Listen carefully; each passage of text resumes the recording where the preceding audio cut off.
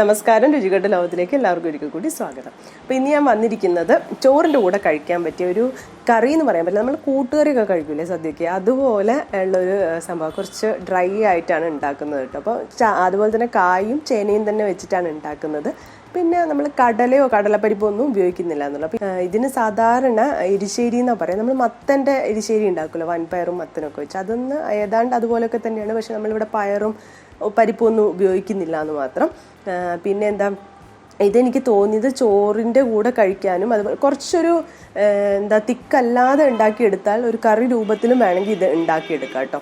പിന്നെ അതുപോലെ തന്നെ ചോറിൻ്റെ കൂടെ അല്ലാതെ ചപ്പാത്തിക്കൊന്നും കറിയില്ലെങ്കിൽ ഉണ്ടാവില്ല, കുറച്ച് ഡ്രൈ ആയിട്ടൊക്കെ കഴിക്കാൻ ഇഷ്ടമുള്ളവർക്കാണെങ്കിൽ നല്ലൊരു കോമ്പിനേഷനാണ്, അടിപൊളി ടേസ്റ്റാണ് കേട്ടോ. അപ്പോൾ എന്തായാലും നമുക്കൊന്ന് നോക്കാം എങ്ങനെയാണ് ഈ ഒരു എരിശ്ശേരി, അതായത് കായും ചേനയും വെച്ചുള്ള എരിശ്ശേരി ഉണ്ടാക്കുന്നതെന്ന്.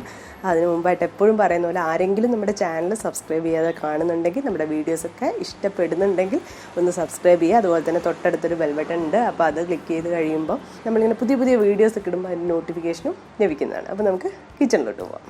ഇതിനു വേണ്ടി ഒരു ചെറിയ കഷ്ണം ചേനയാണ് നമ്മൾ എടുത്തിരിക്കുന്നത്, ഇങ്ങനെ മുറിച്ചിട്ടുണ്ട്. പിന്നെ വേണ്ടത് കായ വേണം. കായ ഒരു ചെറിയ ഒരു കായ എടുത്തിട്ടുണ്ട്. അപ്പം കഷ്ണമാക്കി കഴിഞ്ഞിട്ടുണ്ടെങ്കിൽ ചേന കുറച്ച് മതി, കായനേക്കാളും കുറച്ച് മതി. പിന്നെ ഒരു പച്ചമുളക് വേണം, പിന്നെ കുറച്ച് കറിവേപ്പില, പിന്നെ തേങ്ങ ഒരു കപ്പാണ്, അത് അരക്കപ്പ് വറുത്തിടാനും അരക്കപ്പ് അരയ്ക്കാനുമാണ്.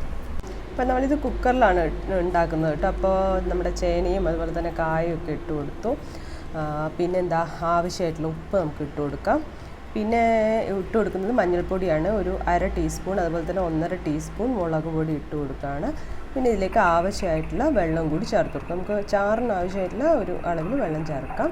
എന്നിട്ട് നന്നായിട്ട് മിക്സ് ചെയ്തിട്ട് നമ്മൾ ഒരു 2 or 3 വിസിലൊന്ന് വേവുന്നത് വരെ നമുക്ക് അടച്ചു വെച്ചിട്ട് വേവിക്കാം.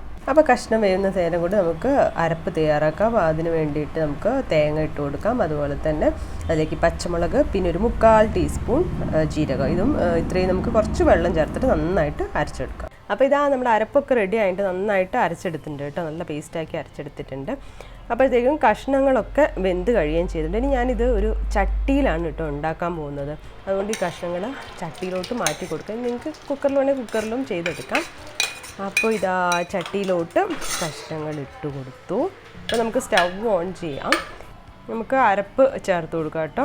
അരപ്പ് ചേർത്ത് കൊടുത്ത് നന്നായിട്ടൊന്ന് മിക്സ് ചെയ്ത് കൊടുക്കാം. അപ്പോൾ ഇതിൽ കുറച്ച് ഇപ്പോൾ കറി പോലെ വേണമെന്നുണ്ടെങ്കിൽ കുറച്ചുകൂടി വെള്ളമൊക്കെ ചേർത്ത് ഒരു കറിയുടെ പരുവത്തിലാക്കുക. അപ്പോൾ ഞാൻ ഇതിലുള്ള വെള്ളം തന്നെ കുറച്ചൊന്ന് വറ്റിച്ചെടുക്കുകയാണ് ചെയ്യുന്നത്. കുറച്ച് കട്ടിയിലാണ് കേട്ടോ ഉണ്ടാക്കുന്നത്. അപ്പോൾ നന്നായിട്ടൊന്ന് ഇളക്കി മിക്സ് ചെയ്ത് കൊടുക്കാം.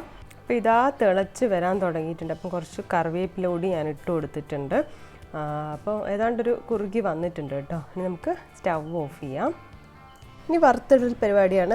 അതിനുവേണ്ടി ചീനച്ചട്ടിയിൽ കുറച്ച് വെളിച്ചെണ്ണ ഒഴിച്ചു, കടുക് ഇട്ട് കൊടുത്തു.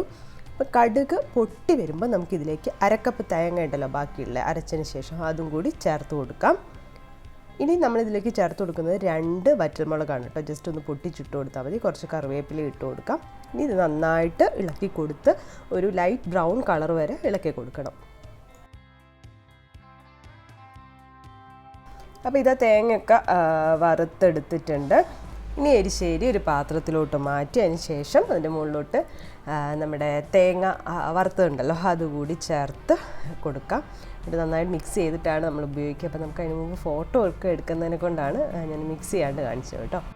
അപ്പോൾ എരിശ്ശേരി ഇവിടെ റെഡി ആയിട്ടുണ്ട്. കായും അതുപോലെ തന്നെ ചേനയും വെച്ചിട്ടുള്ള എരിശ്ശേരി. അപ്പോൾ ചോറിൻ്റെ കൂടെ ആയാലും അതുപോലെ തന്നെ ചപ്പാത്തിയുടെ കൂടെ ആയാലും അടിപൊളി ടേസ്റ്റാണ്. അപ്പോൾ തേങ്ങയൊക്കെ ആവശ്യത്തിന് ഉപയോഗിച്ചിട്ടുണ്ട് കേട്ടോ. ട്രൈ ചെയ്ത് നോക്കാനും എളുപ്പമാണ്. അപ്പോൾ എല്ലാവരും ട്രൈ ചെയ്ത് നോക്കുക. എന്നിട്ട് നിങ്ങളെ ഫീഡ്ബാക്കൊക്കെ കമൻസ് ആയിട്ട് അറിയിക്കുക. പുതിയൊരു വീഡിയോ കാണുന്നവരെ ബൈ.